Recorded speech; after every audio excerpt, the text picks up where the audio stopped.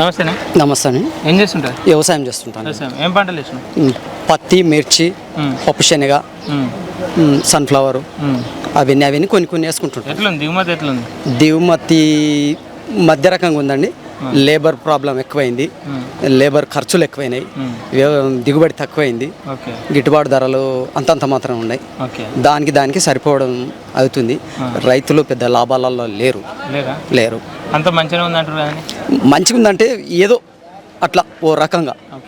ఇప్పుడు గతంలో బీఆర్ఎస్ ఉండి ఇప్పుడు కాంగ్రెస్ వచ్చింది, మార్పు చెందిందా అప్పటికి ఇప్పటికి? ఏం మార్పు చెందలేదండి. ఏం మార్పు చెందలే, అట్లనే ఉంది. అంటే కేసీఆర్ బెటరా ఈయన బెటరా? కేసీఆర్ బెటర్ అని ఏం చెప్పలేము. వీళ్ళకన్నా కేసీఆర్ జర్ర బెటర్. సరే, పార్లమెంట్ ఎలక్షన్లు రాబోతున్నాయి. అవును. ఎట్లా ఉండబోతుంది ఈ ప్రాంతంలో పార్లమెంట్ ఎలక్షన్లు? ఇటు కాంగ్రెస్ నుండి మల్లు రవి డిప్యూటీ సీఎం వల్ల బ్రదరు, ఆయన పరిస్థితి ఎట్లుంటుంది ఈడ? ఆయన పరిస్థితి ఇప్పుడు మోడీ గాలి దేశవ్యాప్తంగా వీస్తుంది. మోడీ దేశానికి రక్షణగా తీవ్రవాదుల నుండి రక్షణ కల్పించాడు. 10 సంవత్సరాల నుండి ఎలాంటి తీవ్రవాదం లేదు, ఎలాంటి బాంబు ఫెల్లులు లేదు. దానికి బాగా ప్రపంచ దేశాలు కూడా ఆహ్వానిస్తున్నాయి. మా దేశానికి రండి ఆహ్వానిస్తున్నాయి. ప్రతి ఒక్కరు మోడీ హిందుత్వం నుంచి మేము కూడా ఆయనకు సపోర్ట్ చేస్తున్నాం. సరే, ఇప్పుడు కాంగ్రెస్ పరిస్థితి ఎట్లుంటుంది? కాంగ్రెస్ పరిస్థితి గొంతు మీద కత్తిపెట్టిన సామ్లాగా ఉందండి.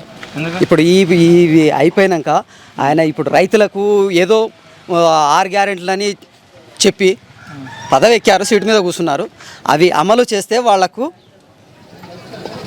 తెలుస్తుంది, మేలవుతుంది. ఉచిత బస్సు పెద్దగా ప్రాబ్లం అదేం కాదండి. ఉచిత బస్సు ఇప్పటికీ తిరుగుతున్నారు. ఇప్పుడు జర కొట్లాటలు ఎక్కువైనాయి.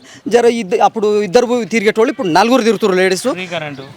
ఫ్రీ కరెంటు అవి నార్మల్ అండి. ఇప్పటికి ఇంకా అమలు అయింది. ఇప్పుడు ఇంకా 0 బిల్ రాలేదు. వస్తావా రావా అది తెలియదు. ఇప్పటికైతే ఇంకా రాలేదు. భరత్ ఇప్పుడు వాళ్ళిద్దరికన్నా భరత్ మేలండి. వాళ్ళ నాయన కొంచెం టీడీపీ నుండి డెవలపింగ్ ఈ ఏరియా మహేంద్రనాథ్ ఆదర్శంగా తీసుకొని రాములు కొంచెం మంచిగా చేశాడు. ఆయన మచ్చలేని వ్యక్తి. ఇప్పుడు టీఆర్ఎస్లోకి పోయి కొంచెం ఫెయిల్ అయ్యి మళ్ళీ ఇక్కడికి వచ్చి ఆ పాత పరిచయాలని తీసుకొని ఆయన ఇప్పుడు పుంజుకుంటున్నాడు. భరత్కు మంచి నేమ్ ఉంది, కానీ అనుభవం లేదంటారు. కానీ ఎవరికి? భరత్కు లేకున్నా కూడా ఇప్పుడు మోడీ ఉన్నాడు. మోడీ వెనుక కార్యకర్తలు ఉన్నారు.